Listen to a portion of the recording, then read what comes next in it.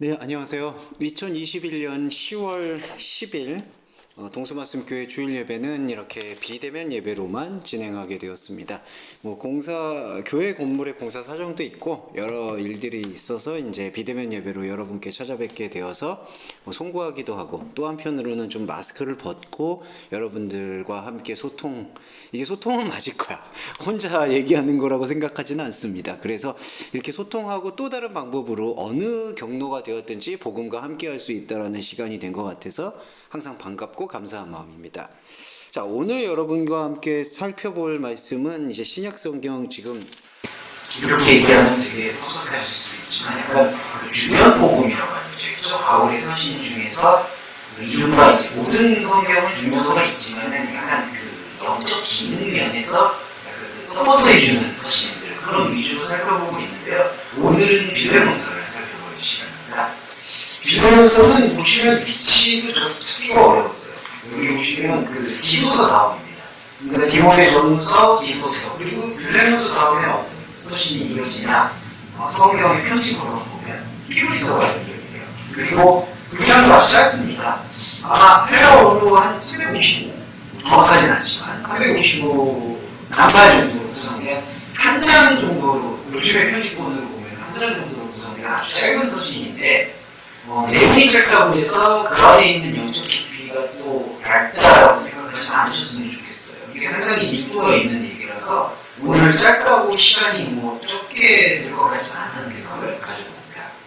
빌레몬은 한 인물이에요. 인물 이름이고요. 빌레몬한테 바울이 디모데의 이름을 같이 동원해서 편지를 썼는데, 빌레몬이라는 인물은 어떤 인물이냐 자세하게 알려진 바는 없지만, 골로새서를 보시면 골로새 교회에서 하나의 지도자, 감독, 요즘 말로 하면은 말씀을 전달하는 목사님 정도가 되지 않을까 싶어요.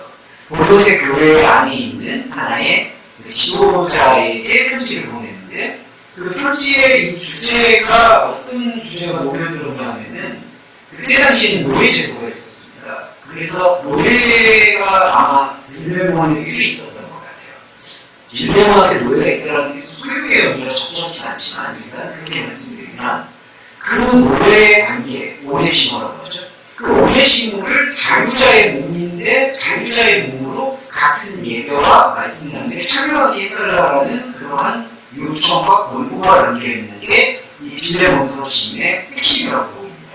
여기서 우리가 바울의 중요한 기독론을 이제 인간화해서 받아들이는 경향이 있는데, 빌레몬서 시 같은 경우에 이제 먼저 서두를 좀 말씀드리면, 바울이 그때 당시에 있었던 노예 제도에 대해서 긍정도 하지 않고 부정도 하지 않아요. 긍정이라는 건 뭐냐면은 적극적으로 옹호하는 거겠죠. 노예 제도나 주인이 있고 노예가 있는 이런 신분 사회도 꼭 필요하다, 그런 의견을 밝히지도 않습니다. 그렇다고 해서 그러면 부정적이고, 노예 제도는 인권을 억압하는 거니까 당장이라도 해체해야 된다, 이렇게 얘기하지도 않아요. 현실적인 여러 가지 타협 지점의 산물이다라고 얘기도 사람들이 많이 합니다만, 신학자들이 바울이 갖고 있는 관심사가 그분이 아니기 때문이 아닌가라는 게 저도 생각하는 바고, 또 많은 주석들이 그렇게 얘기를 하고 있는데, 저는 일반적인 주석의 해석과 조금 이제 다르게 가져가야 될 말씀의 핵심은 여기에 있다고 봐요.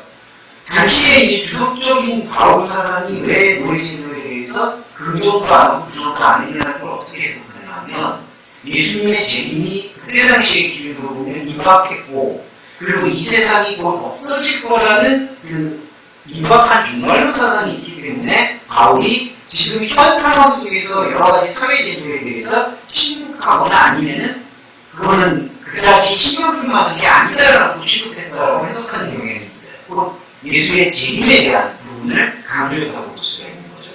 하지만 예수님의 재림은 눈에 보이는 현상으로서 안 일어났습니다. 2000년이 지난 지금도 유효해요. 지금 와서 또 몇십 년 후에 종말이 올 거다 이런 식으로 예견하시는 종말론자들이 있지만, 그거는 저는 타당하지 않다고 봅니다. 그러면 바울이 말하는 재림 사상의 핵심이 뭔가를 다시 재구성할 필요가 있는 거죠. 우리가 지금까지 디모서, 디모데 전서 여러 말씀들을 묵상하고 나누었을 때 바울의 카루스야, 재림이 어떤 의미였을까요? 바로 말씀의 발견입니다. 우리 안에 하나님이 보내신 그리스도 예수의 말씀의 씨앗이 떨어져서 생명으로 인해서 죽음으로써 역설적인 거죠. 하나님의 생명을 발견함으로써 우리 안에서 하나님 없음의 존재가 부정되는 경험을 하게 된 게 바로 바울 사상이 말하는 재림의 핵심인 거예요. 그런 의미로 보면 이미 왔다라고 표현하기보다는 바울이 이해하고 보았던 예수 그리스도의 재림은 말씀의 재림이다. 왜 다시 오심이라고 얘기하는 건데 성경도 사실 헬라어는 그건 정확하지도 않아요. 파르세아라는 것은 강림이라는 뜻입니다. 그리고 다시 오셨다는 얘기는 두 번째로 이렇게 형상적으로 다시 왔다는 얘기가 아니라 원래 있는 의미가 더 선명하게 밝혀졌다는 의미로 해석해 볼 수가 있는 거죠. 그래서 이 바울이 말하는 재림 사상은 말씀의 재림을 뜻한다. 그런데 더 중요한 건 임박한 종말이 아니잖아요. 그러니까 현상적으로 종말이 오는 게 아니잖아요. 왜 그럴까요? 자, 재림의 사상이 그게 아니기 때문에. 왜냐하면 재림을 현상적인 예수님의 다시 오심으로 해석을 하면은 예수님이 오셔서 백보자 심판대에 앉아서 사람들을 다 이쪽은 믿는 사람들은 천국으로 믿지 않는 사람들은 지옥에 불을 떨어뜨린다라는 그러한 종말과 꼭 필연적으로 연결이 되어 있습니다. 그런데 바울이 말하는 재림 사상과 파르시아가 말씀의 재림이라고 우리가 이 흐름을 영적 흐름과 말씀을 통해서 확인을 한다면 그러면은 이 종말과 이 세상을 바라보는 관점도 달라져야 되겠죠. 여기서 어려운 부분이 그러면 이 사회를 구원하기 위해서나 사회를 변화시키기 위해서 노력해야 되는 게 복음의 진짜 의미였는 거냐라고 보는데 이 말씀이나 서신서들의 흐름을 보면 또 그것도 아니에요. 그러면 이걸 어떻게 해석을 해볼 수 있을까요?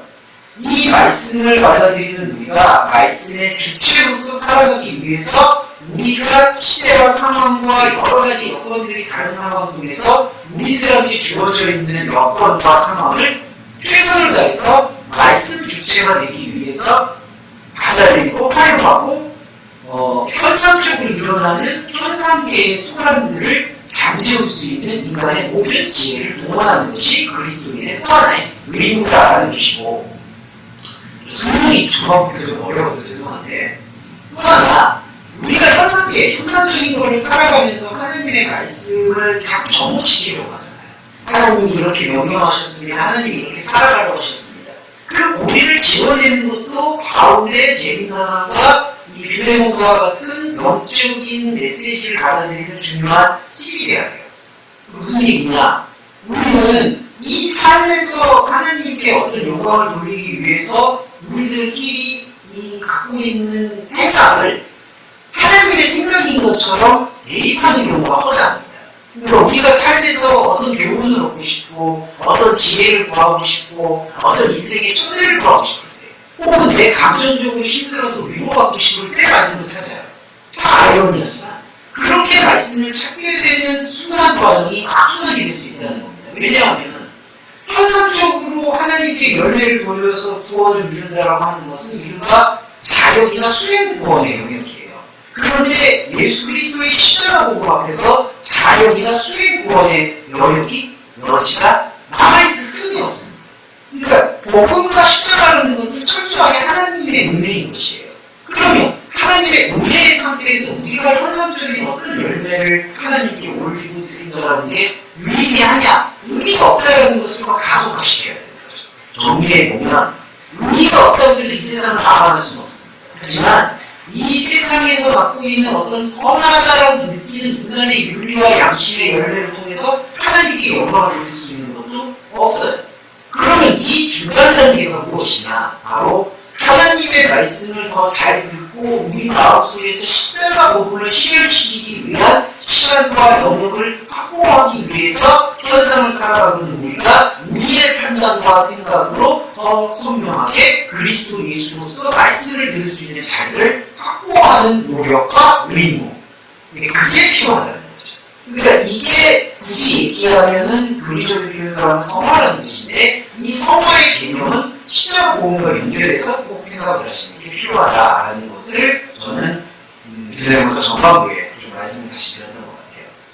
근데 정리해보면 이건 비단 빌레몬서에서 나타난 바울의 생각만은 아닌 것 같아요. 바울이 신앙의 여정을 가지면서 쭉 계속해서 이야기해왔던 저는 바울이 말하는 이른바 기독론, 그리스도론의 핵심이다. 우리는 세상을 거부할 수 없다. 왜냐하면 주어진 혼적인 자 안에 우리 혼적인 자가 이해할 수 없었던 영적인 말씀을 성령의 현시와 도움을 통해서 느끼고 받아들여야 됩니다. 그러니까 이 시간과 이 생활을 존중하지 않을 수는 없죠. 하지만 이 생활과 이 세상, 이 현상이라고 말하는 것이 그리스도의 영광으로 소급되는 경우는 전혀 없다. 왜냐하면 그것이 영광으로 소급되고 상급이 되고 열매가 되는 순간 자력구원과 수행구원의 영역으로 넘어가기 때문에, 그러니까 십자가 복음에 비추었을 때에는 현상은 살아가야 되지만 현상에서 하나님의 나라가 빚진 것은 아무것도 없다라는 사실을 죽을 때까지, 우리 육신의 숨을 다할 때까지 계속해서 말씀을 상고하면서 찾아가는 게 영적인 그리스도인의 신앙생활이다 라는 것을 얘기하는 게 바울서신이라고 저는 생각해요. 특히 또 어떤 삶에서의 목회서신 같은 거. 자, 오늘은 이러한 제가 서두에 말씀드렸던 바울의 그리스도론을 또 염두에 두시면서 빌레몬서를 한번 읽어보도록 하겠습니다. 자, 여러분들도 성경을 펼치시고요. 아까 빌레몬서 어디 있는지 위치 말씀드렸죠? 디도서와 히브리서 사이에 이렇게 약간 끼어 있습니다. 350년짜리. 네, 한번 볼게요.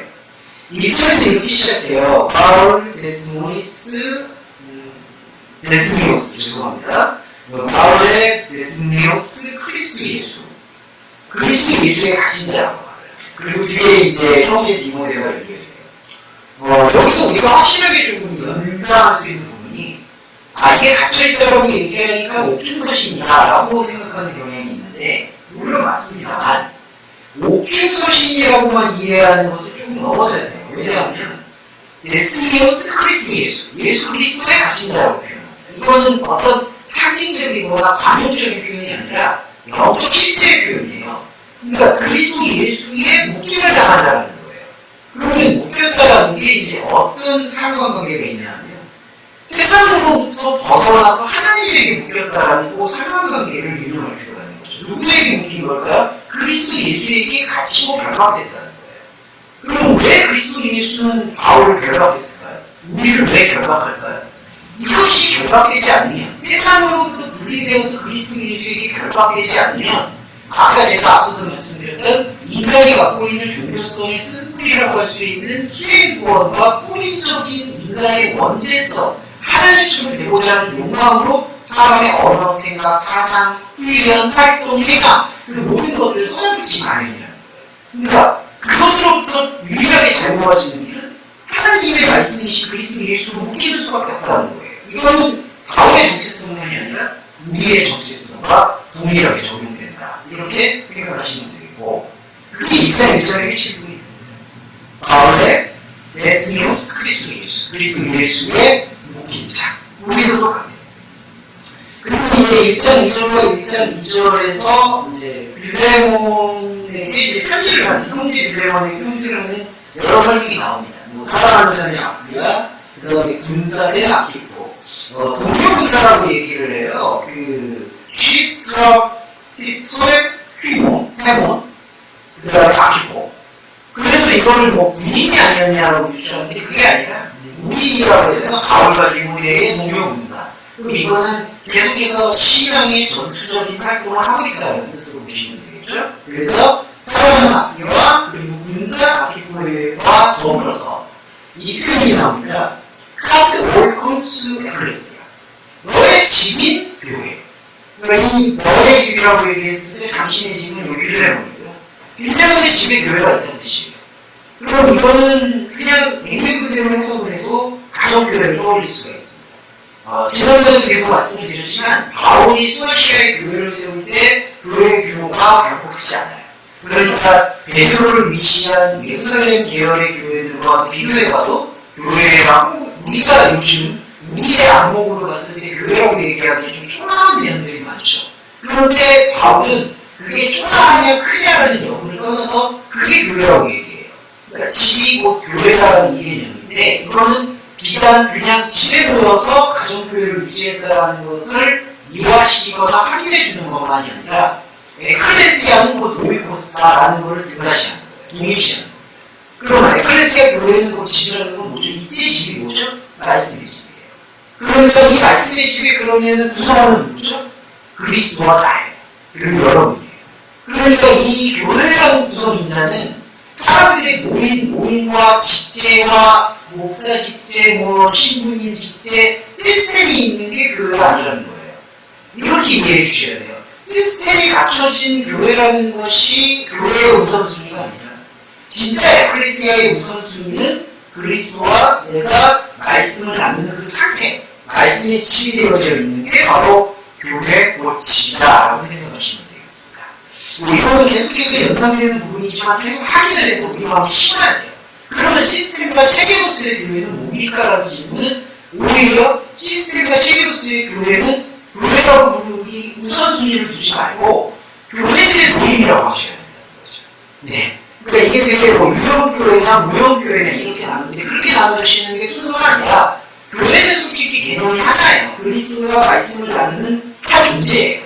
그 말씀의 집이에요. 그게 교회예요. 그리고 그러한 교회의 유일한 구성원인 나와 그리스도의 연합체가 그리고 그 연합체들이 하나님의 말씀을 올바르게 보고 있는지 참고하기 위해서 깊게 보기 위해서 모이는 모임들이 교회들의 모임이에요. 이렇게 1장 2절에 있는 카토리코스 에클레시아를 계속 회복해 볼 수 있을 것 같고요. 4절에 이게 기도의 본질이에요. 내가 항상 하나님께 감사하고 기도할 때 너를 바란다라고 하는데 기도할 때라고 보기보다는요, 이 기도의 내용이 너의 언급이라는 거예요. 빌레몬 언급. 그러니까 빌레몬을 언급하는 게 기도예요.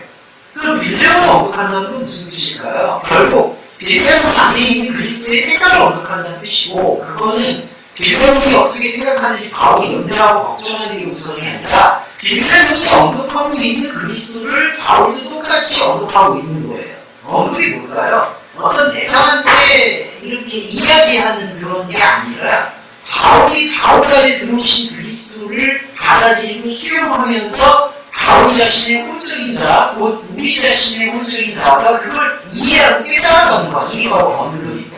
문예인한테. 그래서 이게 1장 4절의 언급이라고 아람이라고 번역이 된 이 부분이 무네미오스인데 이 무네미오스가 기념하다라는 거예요.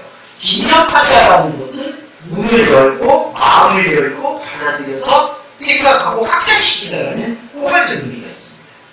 그게 바로 언급하다, 말하다는 뜻이고 1장 5절은 성도에 대한 사랑과 믿음이 있음을 들었다. 빌레몬에 대한 어떤 칭찬이기도 하고요. 그리고 우리 자신에게 주는 말씀이 권면이기도 하죠. 그리고 이제 1장 6절이 이렇게 전개돼요. 이로써 너의 믿음의 교제가 우리 가운데 있는 선을 알게 하고 그리스도께 미치도록 역사하느니라는데 요거는 해석을 좀 해볼 필요가 있습니다. 이렇게 직역을 먼저 좀 해보면 En hemen eis 그리스도 예수 그리스도 예수 안으로 들어서 있는 너희 안에서 En epignosei phantos agadu tu En 휘민 그러니까 그리스도 예수 안으로 들어간 너희 안에서 모든 선한 일에 온전한 지식 안에서 그러니까 이걸 동격이니까 이렇게 할 수 있겠죠. 그리스도 예수 안에 있는 너희 안 곧 모든 선한 일에 온전한 지식 안에서 너의 믿음의 교제가 엔 에르게스 게네타이 일 안에서 발견되도록 하려 합니다. 뭐 이렇게 말이 어렵냐라고 생각하실 수 있겠지만 이걸 해석을 해야 돼요. 안 그러면은 이거는 그냥 좋은 게 좋은 말이구나 믿음 교제하는 거구나 이렇게밖에 안 돼요. 제가 왜 이 말씀을 드리냐면은 자 그리스도 예수 안으로 에이스 그리스도 예수가 그리스도 예수 안으로 말씀이 흡수되잖아요.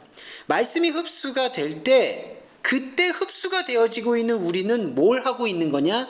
판토스 아가두를 하고 있다는 거예요. 모든 선한 일을 하고 있다는 거예요. 자 그러면 그리스도 예수의 말씀 안으로 들어오고 있는 일들이 곧 모든 선한 일인데 그 모든 선한 일이 우리 안에서 인간의 해석을 넘어서는 지점이 생기는데 그게 바로 에피그노세이예요. 한글 번역에서는 선을 알게 하고라는 단어예요. 알게 한다인데 에피그노세이가 어떤 의미냐? 그노시스와 에피의 합성어인데 그노시스는 알았다 깨달았다는 뜻인데 에피는 그걸 넘어선다는 뜻이에요.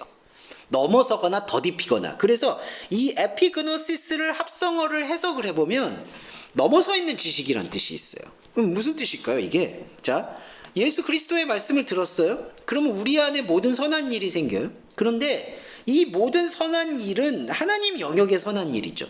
하나님 영역의 선한 일은 우리가 알 수가 없어요. 그래서 우리가 알 수 없는 이 하나님 영역에 있는 선한 일을 우리가 흡수하고 체화하도록 만들어주시는 주체가 내가 아니라 그리스도라는 사실이 너무나 명백하게 고백되어지는 게 바로 에피그노시스라는 거예요. 온전한 지식으로 번역된 것, 알게 되어로 번역된 것. 그러면 뭐죠? 이 알미라는 게 내가 어떤 세상 이치를 깨달았구나. 요즘 좀 무속인들도 논란인데 내가 어떤 나의 삶의 일체의 비결을 배웠구나. 이런 거 죄송한데 새빨간 거짓말인 거예요.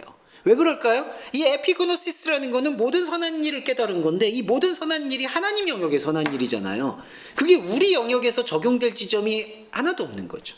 요즘 애들 말로 1도 없는 거예요. 그러니까 적용 지점이 없는 거를 느끼기 때문에 에피그노시스라고 얘기를 하는 거예요. 그런데 자, 에피그노시스는 하나님 영역에서의 깨달음을 우리가 고백하는 행위잖아요. 그런데 이 행위가 지금 빌레몬한테 바울이 이렇게 권면하는 거예요. 에네르게스 게네타이, 너의 일 안에서 효과적으로 되게 하려 한다. 일이 뭐죠? 우리의 삶이에요. 그러니까 우리의 삶은 근데 하나님의 영역, 하나님의 선포와 아무 관계가 없잖아요. 그런데 보세요.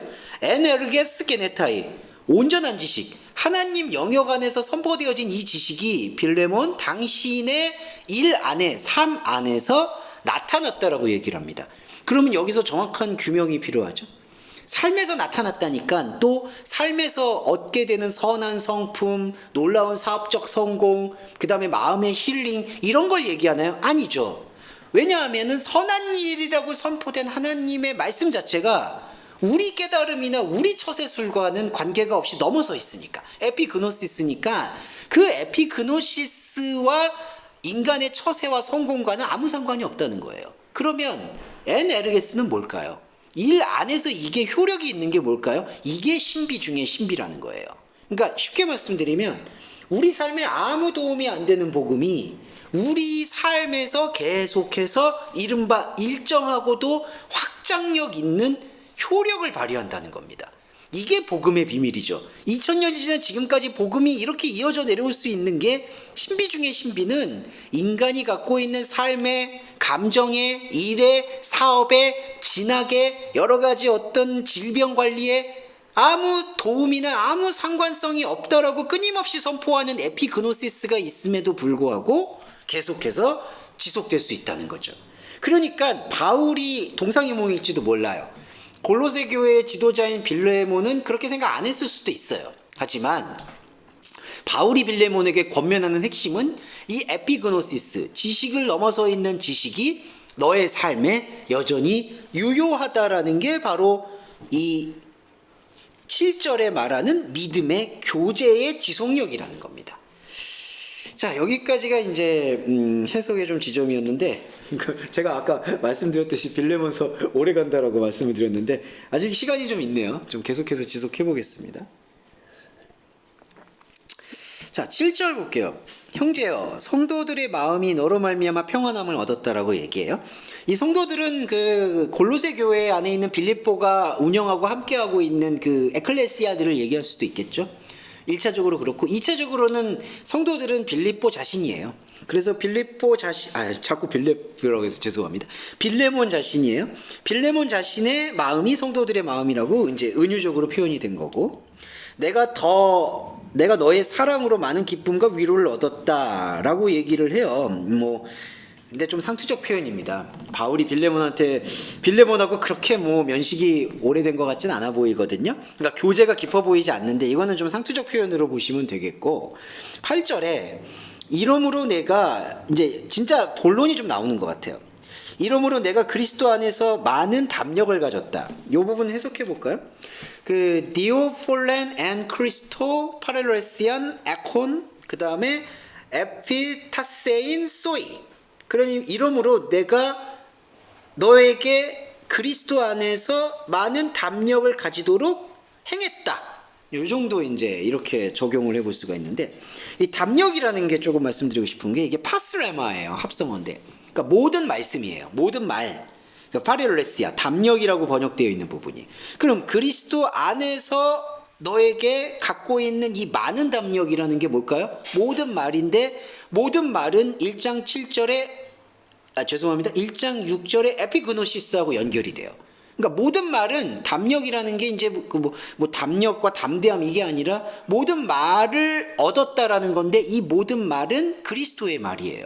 그러니까 그리스도의 말을 얻었다라는 것은 그리스도의 법적, 그러니까 하나님과 우리와의 관계를 법적으로 만약에 비유한다면 법적인 효력이 발휘되었다는 거예요. 그러니까 모든 영역에 있어서 하나님의 은혜가 우리 안에 흐르기 시작했다라는 것을 지금 확인했다라는 게 바울이 말하는 이러므로의 핵심적 포인트인 거예요. 그러니까 빌레몬과 바울, 나는 확신한다.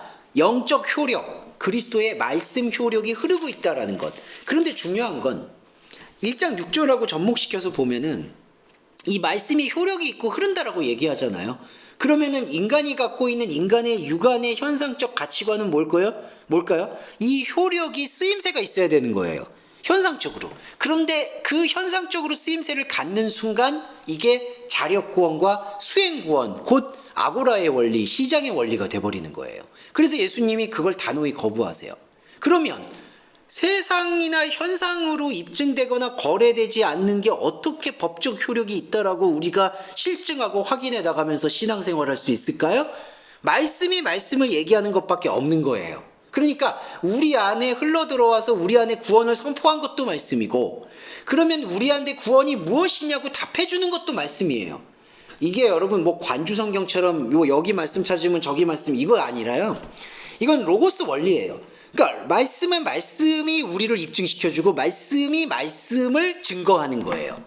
그런데 아까도 제가 말씀드렸듯이 이게 신비 중에 신비라는 게 1장 6절처럼 에네르기스 게네타이가 된다는 거예요. 그러니까 계속해서 우리 안에서 신비롭게도 이 말씀이 말씀을 말하는 것, 곧 세상이나 나의 삶과 아무 연관성이 없어 보이는 이 말씀이 계속해서 우리 안에서 영적인 효력을 발휘하고 있다라는 사실에 대한 신비적 긍정이 말씀을 말씀답게 만들어주는 유일한 통로가 된다는 거죠. 그러니까 지금 바울도 이 짧은 빌레몬서를 통해서 이 말씀이 말씀을 말하고 있다라는 이 통로를 확보하고 있는 겁니다. 아주 강력하게. 그게 담대함이겠죠. 그게 파렐레시안이에요. 그러니까 우리도, 저와 여러분도 세상이라는 어떤 것들과 아무것도 비치지 않는 상태에서 말씀이 말씀을 말할 수 있는 그 영역, 하나님 영역의 에피그노시스를 끊임없이 말씀을 통해서 그것만 추출해내는 그리스도론이 우리 안에서 확립이 될 때 바울이 생각하는 파루시아인 재림, 곧 강림이 성취가 되는 것이죠. 이게 말씀의 성취고 이게 구원입니다. 이렇게 이해하시면 좋을 것 같아요. 자, 그리고 이제 1장 9절에서 이제 본격적인 오네시모에 대한 이야기를 나누는 것 같습니다. 1장 9절에 나는 니아텐 아가펜 말론 파라칼로 이렇게 파라칼로 맞네요. 네, 파라칼로 말해요. 나는 더욱더 이 사랑을 권한다라고 얘기합니다. 그렇게 1장 9절의 한글 번역은 사랑을 인하여 도리어 강구한다라고 되어 있는데 이 부분을 이제 해석하는 게 아까 제가 말씀드렸던 그거예요. 더욱더 나는 그 사랑을 너한테 권한다 이렇게 얘기합니다. 그 사랑이 뭐였죠? 지금 앞서 제가 설명드렸던 사랑인 거예요. 그러니까 말씀이 말씀만을 얘기하고 있는 사랑. 여기서 우리가 조금 배제해야 될 그 선입견이 여기서 사랑을 얘기하잖아요. 그러면 사람들이나 저를 포함해서 사람들이 갖게 되는 일반적인 생각이 사랑이라는 거에 대한 감정체계를 얘기하는 걸로 알아요. 그러니까 사랑한다, 사랑하다, 뭐 사랑. 그러면은 우리가 항상 뭔가 그림을 그려온 디자인해온 사랑이 있잖아요. 근데 그거 아니에요. 그러니까 이거를 이렇게 생각하시면 좋을 것 같아요. 그게 아니라고 제가 말씀드린 저희는 그것도 포함이 되지만 성경에서 말하는 아가페는 그게 본질이 아니다라는 거예요. 그러면 그 사랑이 뭘까요? 텐 아가펜이 뭘까요? 바울이 얘기한 말씀이 말씀을 말하게 하는 그 동력이에요. 동력. 그러니까 그리스도의 십비죠. 미스터리온 크리스토. 그리스도의 비밀인 거예요. 그리스도의 비밀이 곧 아가페예요. 그거를 우리가 이해를 해야 됩니다. 그러니까 바울이 말론이라는 이 형용대명사를 써서 더욱더 그 사랑을 권한다라고 얘기하는 거예요. 빌레몬한테. 자, 그러면 여기 나이 많은 바울은 지금 또 예수 그리스도를 위하여 갇힌 자. 요거는 이제 죄송합니다만 이제 변명 궁색이고, 궁색이라는 게 나쁘다는 표현이 아니라 여기 갇혔다라는 것은 이제 한마디로 상징적인 게 아니라 나도 나이가 들었고 힘드니까 부탁을 좀 들어줘라는 표현인데 거기에서도 바울이 놓치지 않고 있는 부분은 그 사랑인 거예요. 여기서 우리가 핵심을 잡아야 되는 거죠. 그 사랑. 그러니까 복음으로 얘기하기 때문에 나는 너에게 이걸 권한다라는 건데 뭘 권하냐? 10절에 갇힌 중에서 낳은 아들 오네시모를 위해서 나는 너에게 권하고 있다. 오네시모를 권한다. 근데 오네시모를 지금 어떻게 표현했냐? 디모데도 복음으로 나왔다고 표현하잖아요. 여기 오네시모도 나왔다고 표현해요. 근데 여기서 더 하나 바울은 강조하는 게 엔토이스 데스모이스 무 오네시몬. 내가 갇혀 있는 것 안에서 오네시모를 에게네세 나왔다라고 표현합니다. 자, 갇혀 있는 것이 뭐였죠? 세상과 아무 상관없을 수 있도록 그리스도 예수로 인해서 일방적으로 묶여버린 상태를 얘기하는 거예요. 결박됐다. 그러니까 이 복음이 결박인 게요. 저와 여러분에게도 이 복음의 흐름이 한번 들어오면 이것으로 인해서 내가 저와 여러분이 이 성경을 통해서 뭔가를 세상이나 현상의 접점에 이렇게 걸머지려거나 연결시키려는 욕구가 거의 사라져요. 그게 결박이에요, 오히려. 그러니까 세상에 대해서는 자유로워지고 하나님의 그리스도에 대해서 결박이 될 때에는 세상과 현상에 대해서 이 말씀을 계속해서 뭔가 접목시키려는 시도 자체를 소멸하게 되는 나를 발견하게 됩니다. 이제 그렇게 발견하게 되는 게 매임이거든요. 오네시모가 그런 과정에서 나왔다는 거예요. 자, 여기서 저는 좀 솔직하게 말씀드리고 싶은 건 바울이 생각하는 이 오네시모라는 인물이 정말 복음화가 되었는지 되었지 않았는지는 우리의 판단도 아닐 뿐더러 바울의 판단도 아닌 거예요. 오네시모가 정말 우리가 생각하는 것처럼 이 매임을 이해를 했는지, 이 결박을 이해를 했는지 이해 안 했는지는 우리는 확신할 수는 없어요. 하지만 바울이 여기서 표현하는 오네시모는 그럼 뭘까요? 바울의 에피그노시스죠. 바울의 신앙 고백인 거예요. 그러니까 저와 여러분에게도 우리도 바울이잖아요. 바울 안에서 오네시모를 낳았다라고 표현하는 것은 어떤 대상을 낳았다는 것만이 아니라 내 안에 에피그노시스, 하나님 없음과 하나님 있음의 철저한 신앙 고백을 하고 있다라는 뜻입니다. 그게 낳았다라는 거예요. 그런데 이 오네시모가 이제 어떤 존재냐면은 노예제도에서의 노예라는 신분으로 많이 알려져 있습니다. 다른 해석들도 좀 있지만 그냥 통상적으로 저는 적용을 해보면 이 오네시모는 노예의 제도의 그 노예 신분이다라고 좀 정의해 볼 수는 있을 것 같아요. 자, 그런데 여기서 이거를 바울이 어떻게 얘기하냐면은 그를 돌려보내라. 이 12절에 보시면 저는 내 신복이다라고 표현을 합니다. 근데 여기서 또 하나 여기 한 가지 언급을 드릴게요. 타 엠마 스플랑크나 그 다음에 프로슬라브까지 말씀드리면 그는 투테스틴 타 에마 스플랑크타 그러면 그는 나의 심장이란 뜻이에요. 그러니까 신복이라는 뜻으로 이해한다는 거는 좀 곤란하죠. 왜냐하면 이 스플랑크타라는 이 단어가요 1장 12절에 쓰고 있는 신복이라는 단어가 그 7절에 보시면은 성도들의 마음이 너로 말미암아라고 했을 때 마음이란 단어하고 똑같아요. 그러면 마음과 신복은 좀 많이 다르죠. 그러니까 이 단어는 어떻게 해석이 되죠? 내 심장이라고 표현해요. 내 심장, 내 마음. 그러니까 12절에 오네시모는 내 마음이다. 그러면 제가 아까 말씀드린 부분에 접목점이 가능하죠. 바울이 오네시모를 자기 심장이라고 얘기한 거는 이거 잘 들어주셔야 되는 게 오네시모를 대상으로 완전히 심장으로 여길 만큼 뜨겁게 연모하고 품어주고 내 신복이다, 믿을 만한 사람이다, 측근이다라고 얘기하는 게 아니라 오네시모라는 그 현상적인 인물의 상황이 내 심장으로 들어왔다라는 뜻을 하는 거예요. 그래서 오네시모라는 상황이 바울의 말씀 체계 안에 들어왔을 때 바울이 이것을 어떻게 풀어내는가를 우리가 주목할 필요가 있는 거죠. 자, 어떻게 풀어내냐?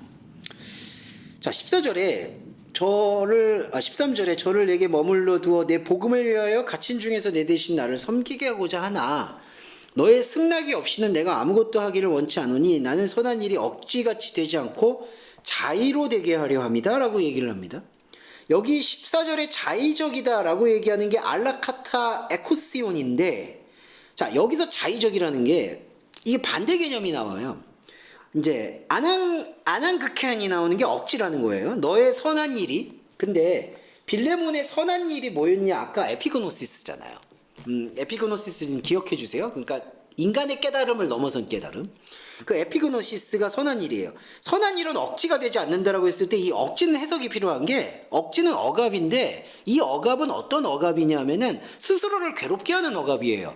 스스로를 괴롭게 한다는 건 뭐냐 하면 인간의 원죄입니다. 그냥 선악과 원죄예요. 스스로 괴롭다는 건요, 여러분과 제가 이렇게 숨 쉬고 있는 자체가 안한극해예요. 스스로 괴롭게 하는 거예요. 그러니까 살기 위해서. 그러니까 우리는 이 살기 위해서라는 걸 너무나 당연하게 생각을 해요. 근데 이 당연한 게 죄예요, 여러분. 그러니까 되게 아이러니한데 이거를 우리가 좀 받아들여야 되거든요. 인간이 갖고 있는 죄인식은 뭔가 도덕 윤리적으로 타락한 자범죄의 결과를 죄의 결과의 나타남으로만 평가하는 경향이 있는데 그게 아니라 안한극해 억압되어져 있는 것이 곧 살아있는 거고요. 살아서 숨쉬는 게 억압이고 살아서 숨쉬는 게 억압이기 때문에 억지스러운 거고 이게 죄라는 거예요. 그러니까 인간이 살아있는 존재의 가치 자체가 죄예요. 근데 중요한 거는 오늘 다 이거는 설명 못 드리겠지만은 계속 종합해서 보시면 그 죄를 아는 게 또 복음이잖아요. 그 영역은 이제 로마서 영역이니까 별도로 말씀드리고, 그러니까 여기 제가 말씀드리고자 하는 논리의 핵심은 모든 선한 일은 에피그노시스인데 이 에피그노시스는 인간이 숨쉬고 있는 이 인생을 통해서 이루어지지 않는다라는 게 억지로 안 하겠다라는 거예요. 그러니까 빌레몬도 그걸 억지로 하면 안 되죠.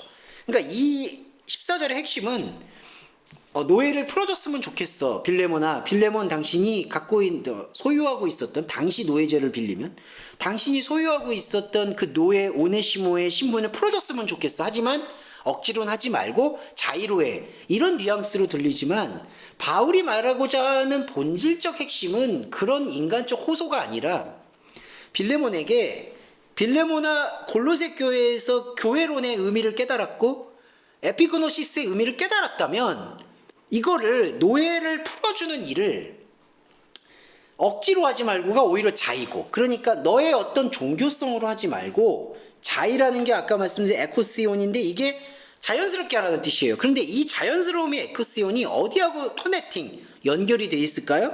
모든 선한 일하고 연결이 돼 있죠. 그러니까 여기서 자의로 해라 14절에 말하는 이 자의로 하라는 게 너의 의지대로 하라는 뜻이 아니에요. 이때 자의로 하라는 것은 선한 일의 본질을 깨우친 대로 해라. 그러니까 빌레몬이 선한 일 에피고노시스에 대한 깨우침이 있다면 너는 오네시모를 노예의 생분에서 풀어줄 수밖에 없을 것이다 라는 당위에 대해서 설명한 겁니다.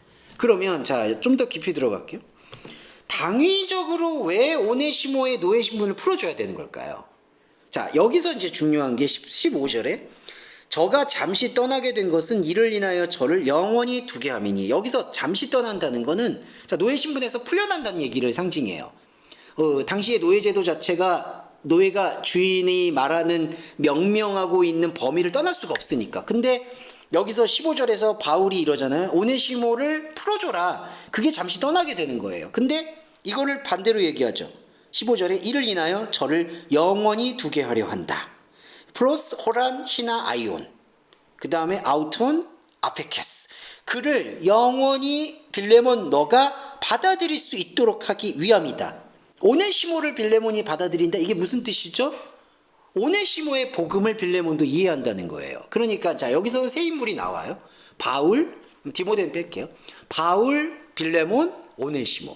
근데 바울과 빌레몬과 오네시몬 안에 복음이 어떻게 연쇄되어 있죠?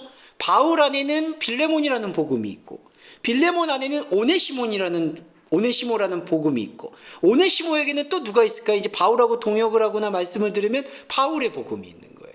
그러니까 이건 어떤 특정한 이름의 복음이나 대상에 대한 옹호가 아니라 이 세 인물 모두 그리스도가 흐른다는 거예요.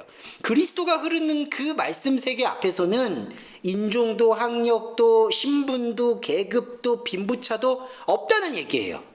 자, 모든 게 없는데 여기서도 또 중요한 걸 말씀을 드릴게요.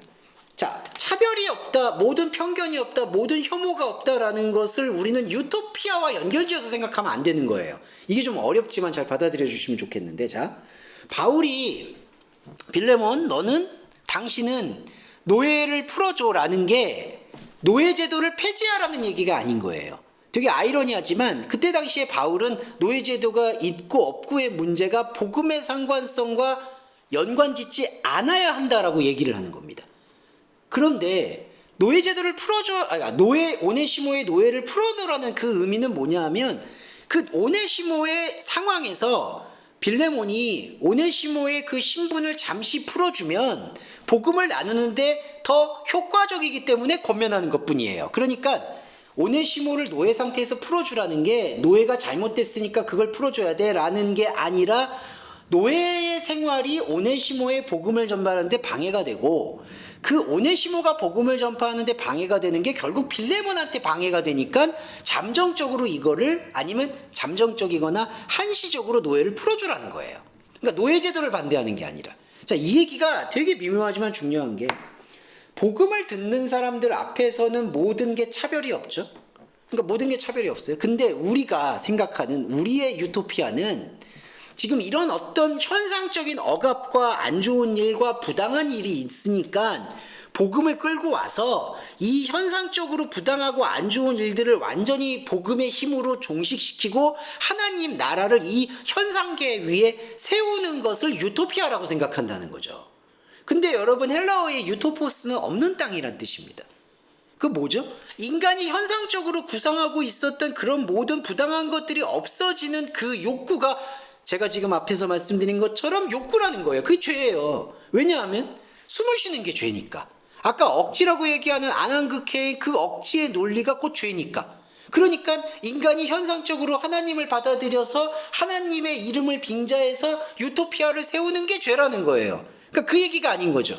바울은 철저하게 차별이 없고 복음 앞에서는 편견이 없고 종족도 없고 유대인도 없고 헬라인도 없다는 얘기를 현상적으로 생각하는 차별의 철폐를 얘기하는 게 아니라 영적인 관점에서 하나님 나라는 그것과 무관하게 지속하고 있다라고 얘기를 하는 겁니다.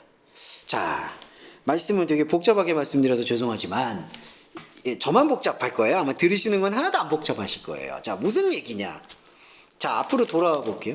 자, 그러면 사람이 생각하는 게, 자, 그러면 여기가 세상이고 여기가 이제 하나님 영역인데 하나님 영역은 차별도 없고 다 좋을 것 같아.